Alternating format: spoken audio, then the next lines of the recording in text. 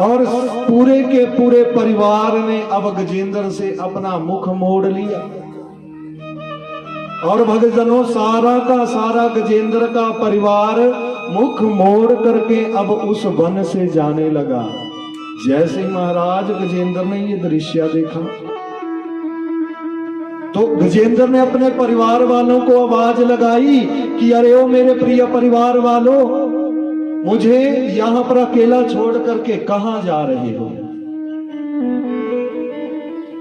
भक्तजनों, गजेंद्र की पत्नियों ने देखिए उत्तर दिया कि हे गजेंद्र, हमने आपको बचाने का बहुत प्रयास करके देखा,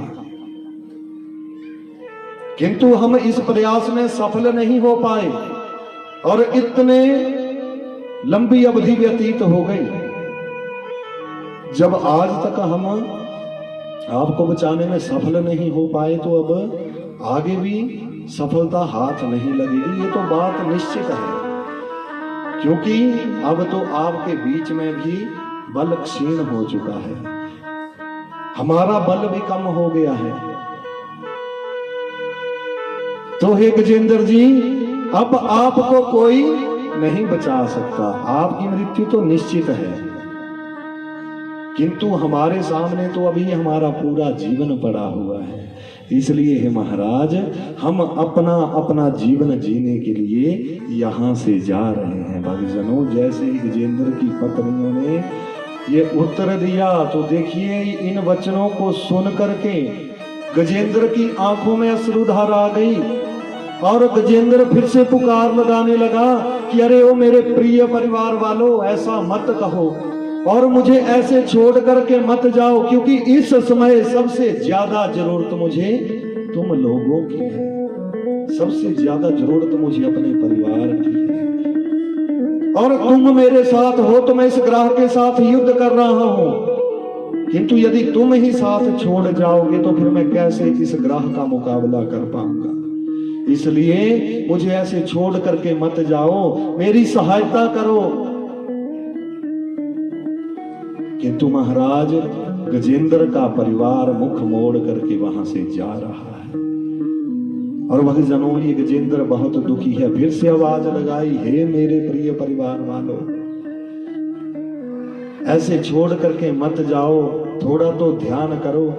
मैंने पूरा जीवन तुम लोगों के लिए क्या क्या नहीं किया, अपना सारा जीवन तुम्हारे लिए लगा दिया, तुम लोगों के लिए समर्पित कर दिया। दिन रात इसी बात की चिंता रहती थी कि मेरे परिवार को किसी प्रकार से कोई कष्ट नहीं पहुंचना चाहिए, और मैंने अपना पूरा जीवन तुम लोगों के लिए लगाया है। और आज जब सबसे ज्यादा जरूरत मुझे तुम लोगों की है तो तुम मेरा साथ छोड़ करके जा रहे हो। भक्तजनों, गजेंद्र के परिवार ने कोई उत्तर नहीं दिया और देखिए धीरे धीरे गजेंद्र का परिवार अब गजेंद्र की नजरों से ओझल होने लगा। और भक्तजनों, गजेंद्र फूट फूट करके रो रहा है और सोच रहा है कि अरे देखो, इस परिवार के लिए मैंने क्या कुछ नहीं किया। दिन रात मैं बस चिंतित रहता था कि मेरे बच्चों को किसी प्रकार से कोई कष्ट नहीं पहुंचना चाहिए, मेरी पत्नियों को कोई कष्ट नहीं होना चाहिए।